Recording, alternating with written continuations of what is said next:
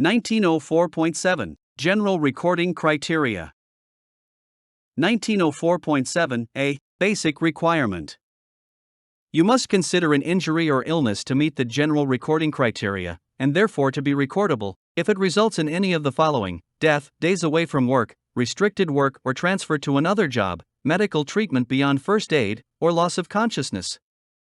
You must also consider a case to meet the general recording criteria if it involves a significant injury or illness diagnosed by a physician or other licensed healthcare professional, even if it does not result in death, days away from work, restricted work or job transfer, medical treatment beyond first aid, or loss of consciousness. 1904.7b Implementation. 1904.7b1 How do I decide if a case meets one or more of the general recording criteria?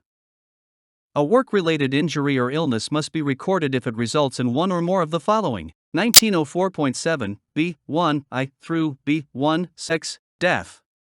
See section 1904.7 B2. Days away from work. See section 1904.7 B3. Restricted work or transfer to another job.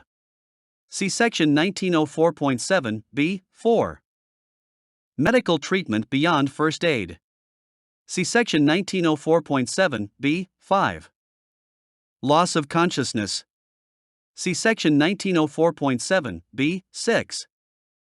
A significant injury or illness diagnosed by a physician or other licensed healthcare professional. See section 1904.7 B7. 1904.7 B2 How do I record a work-related injury or illness that results in the employee's death?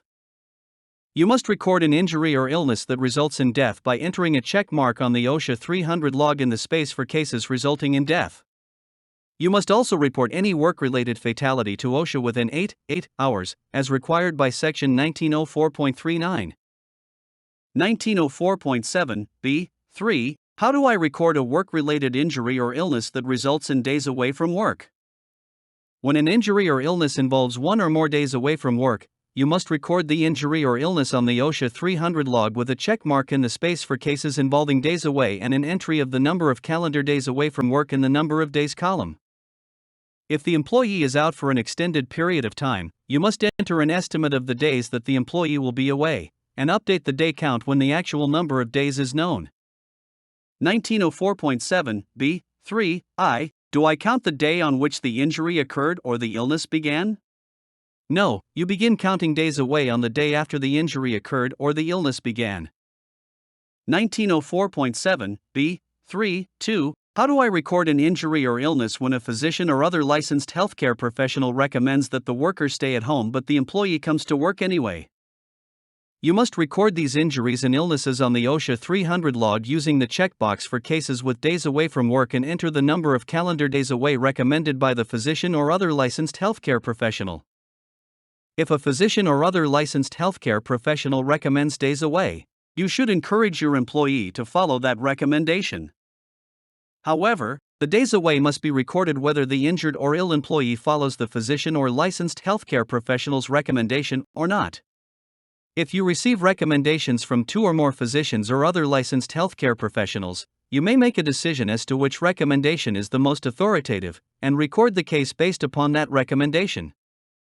1904.7 B3 How do I handle a case when a physician or other licensed healthcare professional recommends that the worker return to work but the employee stays at home anyway? In this situation, you must end the count of days away from work on the date the physician or other licensed healthcare professional recommends that the employee return to work.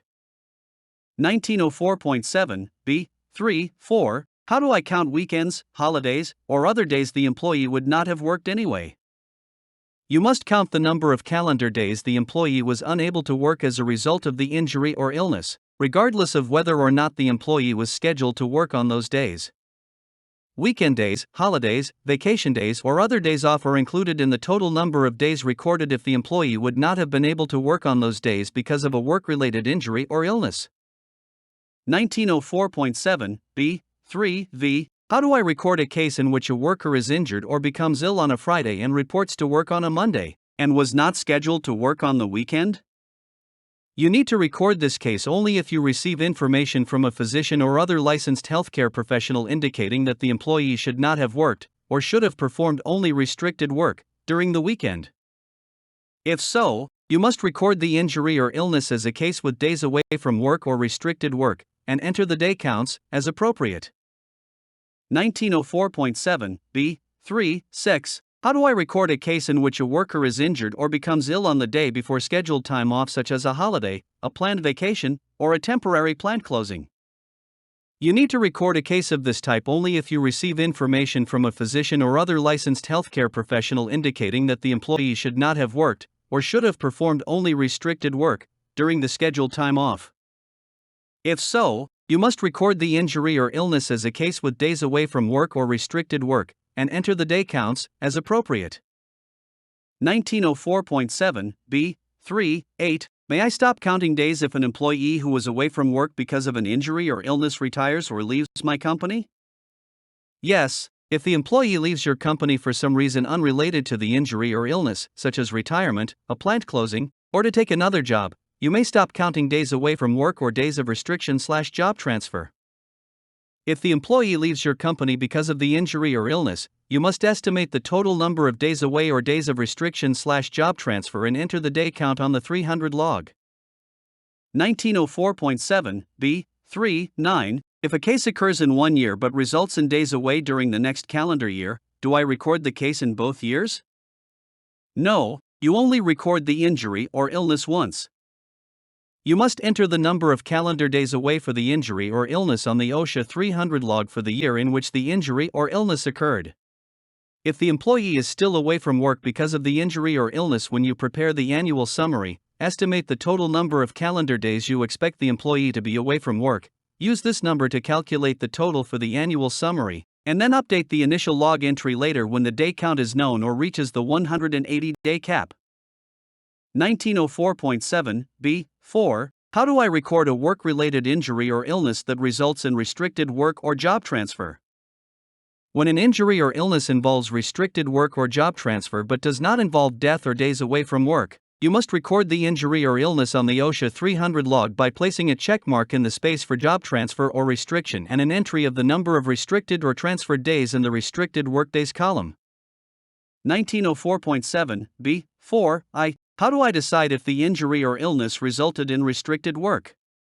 Restricted work occurs when, as the result of a work-related injury or illness, 1904.7, b. 4, a, and b. You keep the employee from performing one or more of the routine functions of his or her job, or from working the full workday that he or she would otherwise have been scheduled to work, or a physician or other licensed healthcare professional recommends that the employee not perform one or more of the routine functions of his or her job, or not work the full workday that he or she would otherwise have been scheduled to work. 1904.7, b. 4, 2. What is meant by routine functions? For record-keeping purposes, an employee's routine functions are those work activities the employee regularly performs at least once per week. 1904.7, b. 4, 3. Do I have to record restricted work or job transfer if it applies only to the day on which the injury occurred or the illness began?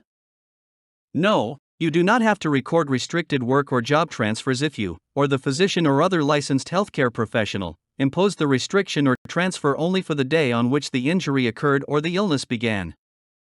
1904.7, b. 4, 4. If you or a physician or other licensed healthcare professional recommends a work restriction, is the injury or illness automatically recordable as a restricted work case? No, a recommended work restriction is recordable only if it affects one or more of the employee's routine job functions. To determine whether this is the case, you must evaluate the restriction in light of the routine functions of the injured or ill employee's job. If the restriction from you or the physician or other licensed healthcare professional keeps the employee from performing one or more of his or her routine job functions, or from working the full workday the injured or ill employee would otherwise have worked, the employee's work has been restricted and you must record the case. 1904.7, b. 4, v. How do I record a case where the worker works only for a partial work shift because of a work-related injury or illness? A partial day of work is recorded as a day of job transfer or restriction for record-keeping purposes, except for the day on which the injury occurred or the illness began. 1904.7 b. 4, 6. If the injured or ill worker produces fewer goods or services than he or she would have produced prior to the injury or illness but otherwise performs all of the routine functions of his or her work, is the case considered a restricted work case? No, the case is considered restricted work only if the worker does not perform all of the routine functions of his or her job or does not work the full shift that he or she would otherwise have worked. 1904.7 b. 4, 7. How do I handle vague restrictions from a physician or other licensed healthcare professional, such as that the employee engage only in light duty or take it easy for a week?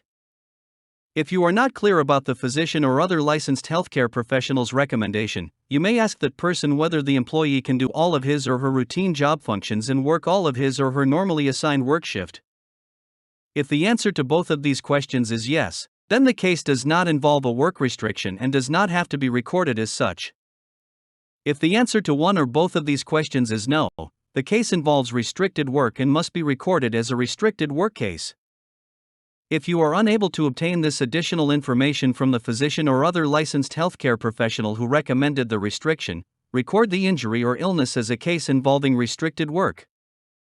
1904.7 b. 4, 8. What do I do if a physician or other licensed healthcare professional recommends a job restriction meeting OSHA's definition, but the employee does all of his or her routine job functions anyway? You must record the injury or illness on the OSHA 300 log as a restricted work case. If a physician or other licensed healthcare professional recommends a job restriction, you should ensure that the employee complies with that restriction. If you receive recommendations from 2 or more physicians or other licensed healthcare professionals, you may make a decision as to which recommendation is the most authoritative, and record the case based upon that recommendation. 1904.7 b. 4, 9. How do I decide if an injury or illness involved a transfer to another job? If you assign an injured or ill employee to a job other than his or her regular job for part of the day, the case involves transfer to another job. Note, this does not include the day on which the injury or illness occurred. 1904.7 b. 4, x. Are transfers to another job recorded in the same way as restricted work cases?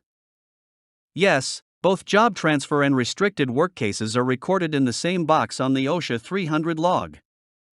For example, if you assign, or a physician or other licensed healthcare professional recommends that you assign, an injured or ill worker to his or her routine job duties for part of the day and to another job for the rest of the day, the injury or illness involves a job transfer. You must record an injury or illness that involves a job transfer by placing a check in the box for job transfer. 1904.7 b. 4, 11. How do I count days of job transfer or restriction? You count days of job transfer or restriction in the same way you count days away from work, using section 1904.7 b. 3, I, 2, 8, above. The only difference is that, if you permanently assign the injured or ill employee to a job that has been modified or permanently changed in a manner that eliminates the routine functions the employee was restricted from performing, you may stop the day count when the modification or change is made permanent. You must count at least 1 day of restricted work or job transfer for such cases. 1904.7 b. 5. How do I record an injury or illness that involves medical treatment beyond first aid? If a work-related injury or illness results in medical treatment beyond first aid, you must record it on the OSHA 300 log. If the injury or illness did not involve death, 1 or more days away from work, 1 or more days of restricted work, or 1 or more days of job transfer, you enter a check mark in the box for cases where the employee received medical treatment but remained at work and was not transferred or restricted. 1904.7 b. 5, I. What is the definition of medical treatment? Medical treatment means the management and care of a patient to combat disease or disorder. For the purposes of Part 1904, medical treatment does not include 1904.7 b. 5, I, a, through c. visits to a physician or other licensed healthcare professional solely for observation or counseling. The conduct of diagnostic procedures, such as X-rays and blood tests, including the administration of prescription medications used solely for diagnostic purposes, e.g., eye drops to dilate pupils, or first aid as defined in paragraph B. 5, 2 of this section. 1904.7b5.2 What is first aid? For the purposes of Part 1904, first aid means the following: 1904.7b5.2a through n, using a non-prescription medication at non-prescription strength, for medications available in both prescription and non-prescription form. A recommendation by a physician or other licensed healthcare professional to use a non-prescription medication at prescription strength is considered medical treatment for record-keeping purposes. Administering tetanus immunizations, other immunizations, such as hepatitis B vaccine or rabies vaccine, are considered medical treatment. Cleaning, flushing, or soaking wounds on the surface of the skin, using wound coverings such as bandages, band-aids, gauze pads, etc., or using butterfly bandages or steri-strips. Other wound closing devices such as sutures, staples, etc., are considered medical treatment. Using hot or cold therapy. Using any non-rigid means of support, such as elastic bandages, wraps, non-rigid back belts, etc. Devices with rigid stays or other systems designed to immobilize parts of the body are considered medical treatment for record-keeping purposes. Using temporary immobilization devices while transporting an accident victim, e.g., splints, slings, neck collars, backboards, etc. Drilling of a fingernail or toenail to relieve pressure, or draining fluid from a blister. Using eye patches. Removing foreign bodies from the eye using only irrigation or a cotton swab. Removing splinters or foreign material from areas other than the eye by irrigation, tweezers, cotton swabs, or other simple means. Using finger guards. Using massages, physical therapy, or chiropractic treatment are considered medical treatment for record-keeping purposes. Or drinking fluids for relief of heat stress. 1904.7b5.3 Are any other procedures included in first aid? No, this is a complete list of all treatments considered first aid for Part 1904 purposes. 1904.7b5.4 Does the professional status of the person providing the treatment have any effect on what is considered first aid or medical treatment? No, OSHA considers the treatments listed in Section 1904.7b5.2 of this part to be first aid regardless of the professional status of the person providing the treatment. Even when these treatments are provided by a physician or other licensed healthcare professional, they are considered first aid for the purposes of Part 1904. Similarly, OSHA considers treatment beyond first aid to be medical treatment even when it is provided by someone other than a physician or other licensed healthcare professional. 1904.7b5.v What if a physician or other licensed healthcare professional recommends medical treatment but the employee does not follow the recommendation? If a physician or other licensed healthcare professional recommends medical treatment, you should encourage the injured or ill employee to follow that recommendation. However, you must record the case even if the injured or ill employee does not follow the physician or other licensed healthcare professional's recommendation. 1904.7b6 Is every work-related injury or illness case involving a loss of consciousness recordable? Yes, you must record a work-related injury or illness if the worker becomes unconscious, regardless of the length of time the employee remains unconscious. 1904.7b7 What is a significant diagnosed injury or illness that is recordable under the general criteria even if it does not result in death, days away from work, restricted work or job transfer, medical treatment beyond first aid, or loss of consciousness? Work-related cases involving cancer, chronic irreversible disease, a fractured or cracked bone, or a punctured eardrum must always be recorded under the general criteria at the time of diagnosis by a physician or other licensed healthcare professional. Note to Section 1904.7. OSHA believes that most significant injuries and illnesses will result in one of the criteria listed in Section 1904.7, a death, days away from work, restricted work or job transfer, medical treatment beyond first aid, or loss of consciousness.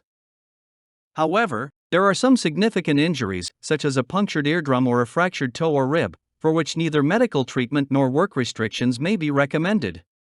In addition, there are some significant progressive diseases, such as byssinosis, silicosis, and some types of cancer, for which medical treatment or work restrictions may not be recommended at the time of diagnosis but are likely to be recommended as the disease progresses.